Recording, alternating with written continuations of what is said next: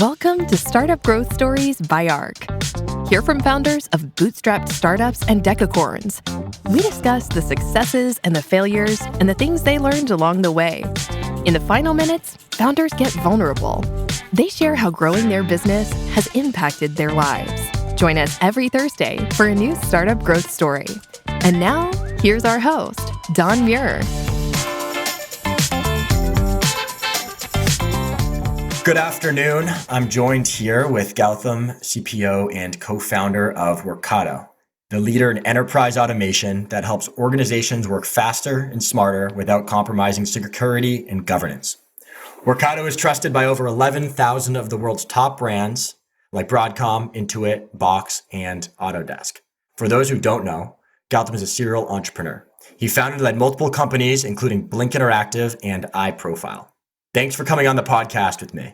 Our team are huge fans of the Workato platform, ecosystem, and the movement that you've built. Happy to be here, Don. Thank you for having me. Yeah, of course. No, it's great to have you. The pleasure is all mine. Let's dive right in. So the first set of questions, just to get to know you a little bit better, maybe in just a few adjectives, who is Gautham? I'm responsible for product and engineering at Workato, a long history in the integration and automation space. And outside of that, I'm a father, husband, and son. And who is your biggest inspiration? I have, a lot of folks that inspire me. This spans athletes, musicians, filmmakers, family members, and a lot of people at Workato inspire me. Generally, sort of more than the individual, I get inspired by something that they have done. Could you give us an example of something that someone at Workato has done that's been inspiring to you? One of our co-founders, no matter what time, 3, 4, 5, 6 a.m., 9 years into it, if they get a note from a customer, he will respond. And it's sort of to sustain that over this long period of time is just is incredible. That's inspiring to me as well, and definitely epitomizes founder ownership mentality, something we aspire towards here at ARC. So for those who are less familiar, could you just please explain what it is that Workato does? Workato stands for work automation. And if you think about how companies get work done, there's generally business processes.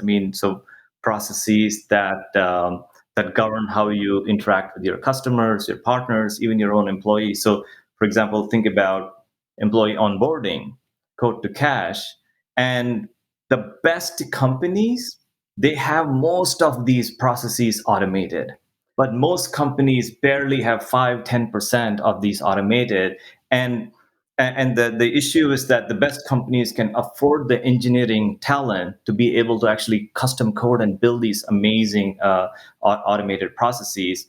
What Workato does is, for the rest of us, it provides a low-code, no-code approach to automating these business processes. And how about the founding story behind Workato? Where did the idea actually come from? Founders, we have a long history in this space. And then we spent, I was at TIBCO from the beginning to about 650 million in revenue. I spent 11 years there. And then we went on to do different things. And Harish is one of our co-founders, we were working for a company where we sold a data product. And every time we sold that product, customers would want that actually integrated with the rest of their applications. And we would always wonder why they have integration. Why do they really need us to help do this? And then we found out, sort of as we learned more, we realized that we used to sell to marketing and sales. And marketing and sales, thanks to SaaS, they were able to buy any application they wanted.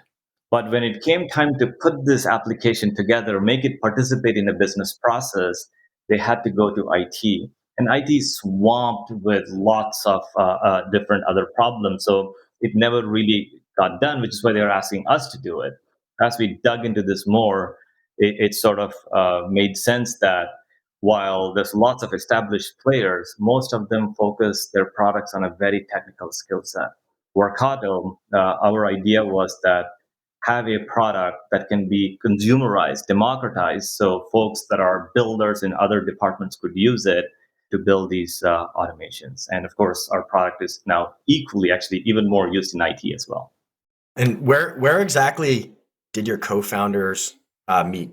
It sounds like there was some prior work together. Can you just tell our listeners the story, the story of where everyone kind of came together and got to know each other and decided to ultimately found this business together?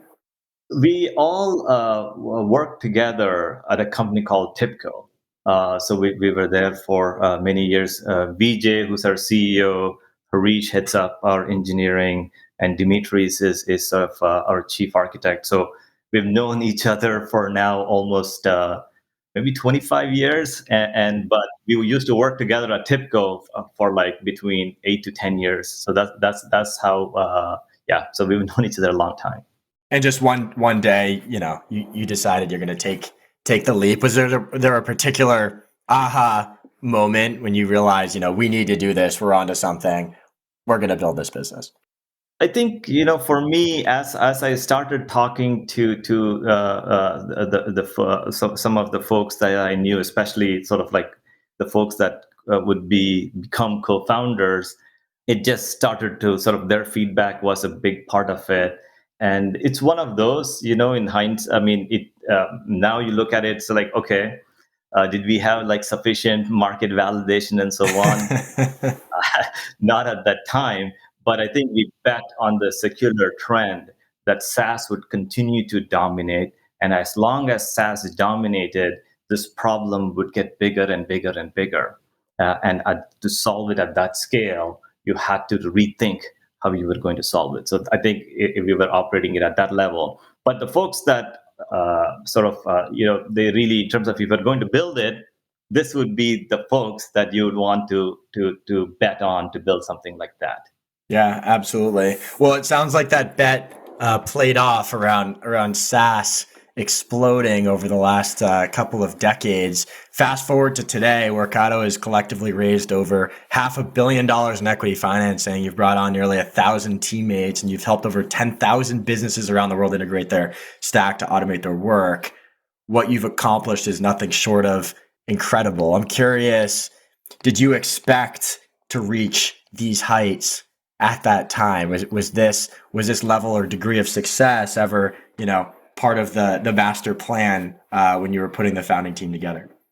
If you think about the TAM for what we do, it's a really monster TAM. People would say 50 billion, 100 billion, 200 billion. And not just now, Don, even if you go back into the 90s when we were doing TIBCO, people would basically say that this is one of the largest TAMs.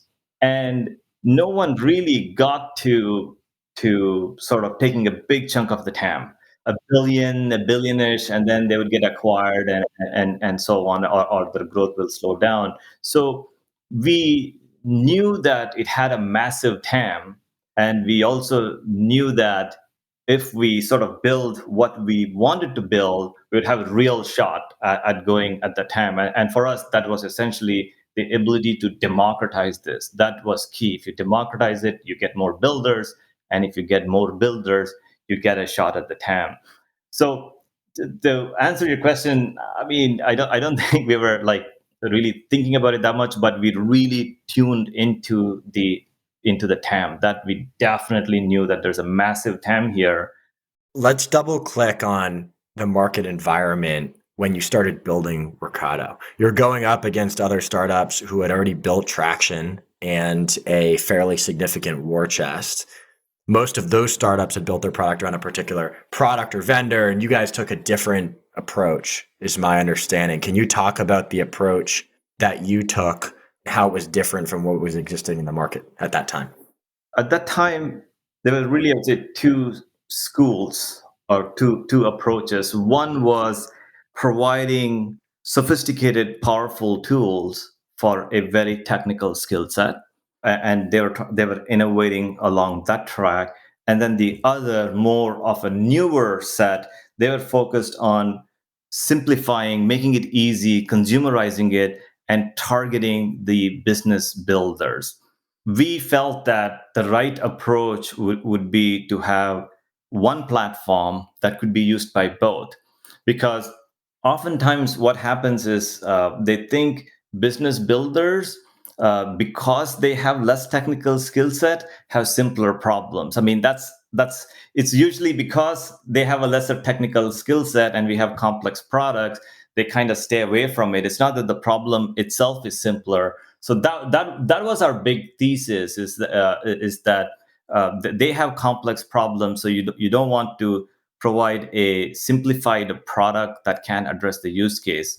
That was a bet that actually, interestingly, I think, it's one of those, only on double clicking you sort of see that dynamic has played out really well. Now companies routinely talk about fusion teams, and fusion teams are where you have technical experts and business process experts work together to solve the problem, because otherwise the business person is explaining it to the technical person and they do something, and then every time you want to change you go back to the technical person. But with fusion teams, they work together on the same platform. Really interesting. And in addition to that, from what I understand, community was always part of Workato from day one. Can you just explain what that means exactly? Yeah, that's a really, yeah, it was very important to us. So if you think about all the social media and so on, I mean, this sharing and so on is really taken for granted. But in our space, yeah, I sort of talked about how there's all these business processes, and there's thousands of business processes that power a company, and for the most part, they're very similar. But there is no easy way, if I built a sort of employee onboarding automation, for me to share it so that someone else can come in and sort of copy it and make changes and use it. And because the way these platforms work, data and logic is like fused together. But the shape of data changes across, for the same application it can change across different customers. So we came up with this way to deal with that, and we actually have a patent on that. And that became sort of the foundation for our community, which now has over 500,000 automations that are shared. So you can go search for something, and if you like it, you can copy and start using it. And sort of that's sort of one way to think about it. And the other is, no matter how easy we make the platform, it's a lot easier to just copy an existing solution and go from there. So that was the other dynamic that we wanted to support. Great. Yeah. Thanks for sharing that. Going into this podcast, we did a bunch of research around customer feedback in the market. What we found is customers refer to Workato as magic, joyful, and game changing. And I can only imagine how good it feels to get that degree of positive, customer feedback. And this doesn't come as a surprise to you, I'm sure. But I'm curious if that's always been the customer feedback, right, since day one, and how you interact with customers to continue to build and evolve the product over time or throughout the history of the company. I mean, there is product, and there's sort of the set of folks that are between product and the customer. And we have just an amazing, I mean, he's one of our early folks. We've known him for many years. And we call him the customer, sort of, he's our resident Yoda.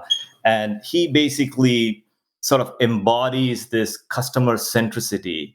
And I think, so it's like, I want to call it out because it's product and all the stuff that our amazing CS team does. But it's always great to hear feedback. And I especially sort of love the ones that are more around the user experience end of it. Like the category of products that we are in, someone calling that joyful is like really joyful to hear. It's not that common. And also more recently, somebody said that there was like this survey of like, what are the two tools you would have if you get stranded in a desert island, and Workato was one of them. So yeah, and I think it's always great. We never take it for granted, but it's amazing when we get feedback.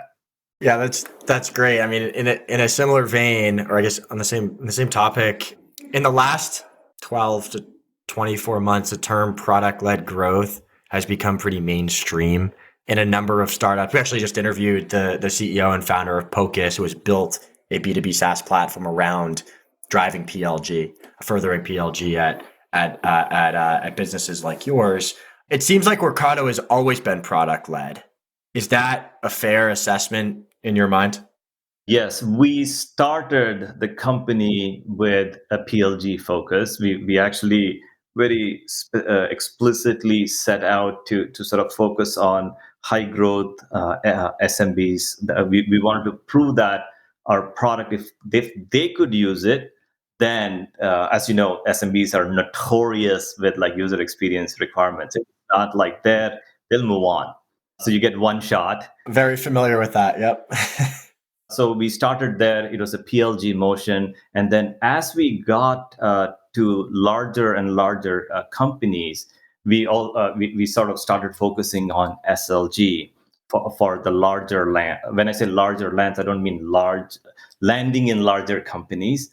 And then we combine that with PLG for the expansion motion, because Workato is one of the products that you could actually use it throughout the company. So when we land, we're not only trying to sort of let us usage expansion, but we're also sort of expanding builders in other departments and bringing them on board. So that's sort of how we combine PLG and SLG.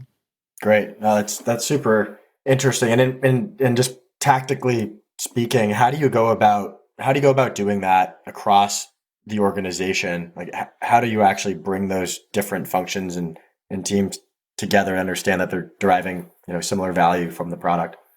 We sort of think about the end-to-end experience for a customer, and there is a business process, a larger business process around it.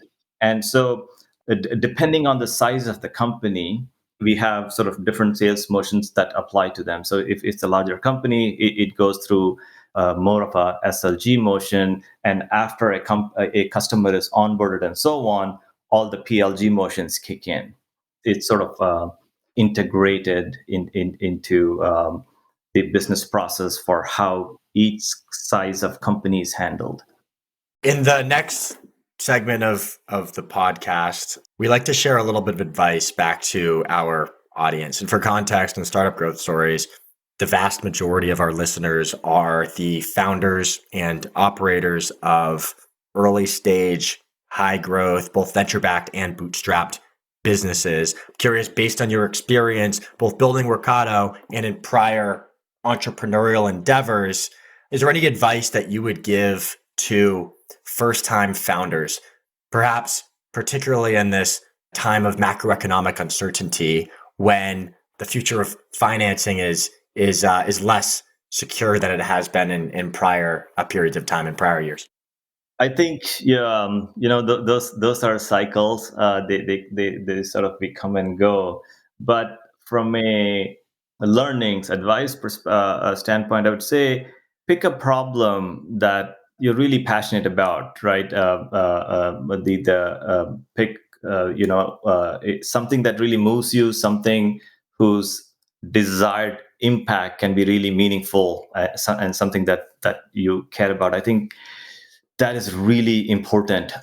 You have to really connect with the problem. Then, just I think for me, sort of having co-founders has really been. I think it's hugely important. I would say it's hard to just go at it by yourself. And then I think the other thing is really, we all say this. I think we all know the importance of it, but surrounding, I mean, having incredible talent in the company that's also aligned with sort of the values and so on. It's everybody talks about it, but it is really, really, really important. I think when you're starting, it's a small thing, but really when the bulk of the work continues to happen with all these amazing people that come in, I mean, they're doing the bulk of the work. So it is really important to get that right. I have so many follow-up questions there. Maybe I'll ask a couple if you don't mind. Can you hire for values? How do you actually assess that? attribute? Is it something that can be trained or built into the culture of the company? How do you actually, it sounds like it's critical, it's integral to the success of the business. How do you actually vet that prior to bringing on your first cohort of employees? It's a hard one, but like for example, in product, I interview still every single person, and I'm not talking about technical stuff. I mean, they all know more than me, so I'm really trying to understand, and I sort of talk about very sort of openly how sort of things are at Workato, how it could be challenging. Is this the right challenge that the person is looking for?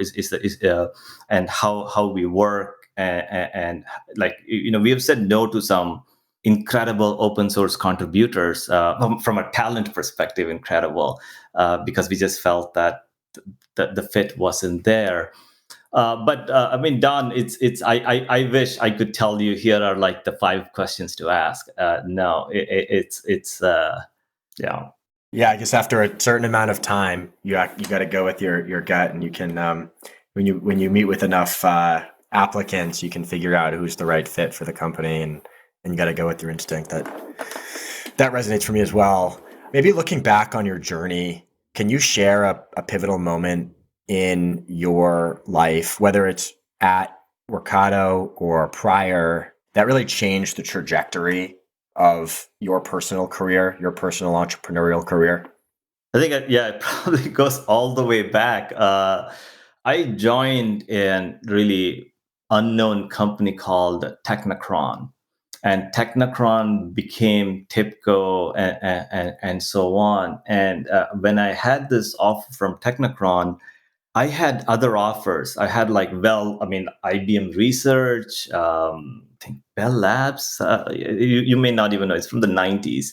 And folks basically, like the folks that were around me, their advice was to take like the well-known brands. But Technicron, I think they had like 16 people interview me. That's the sort of in the process of it. I just got really excited about that company, and they were not even like the ones that are paying me the most, but I took it anyway, and that's where sort of I got into middleware integration automation. That's where I met so many of the folks that are here helping us build Workato. In addition to that, based on all of the guests we've now hosted on Startup Growth Stories and my own experience candidly in this pretty turmoil macro environment that we're all enjoying, what I've learned and what others have shared is that building can be really tough. And building a company comes with ups and with downs.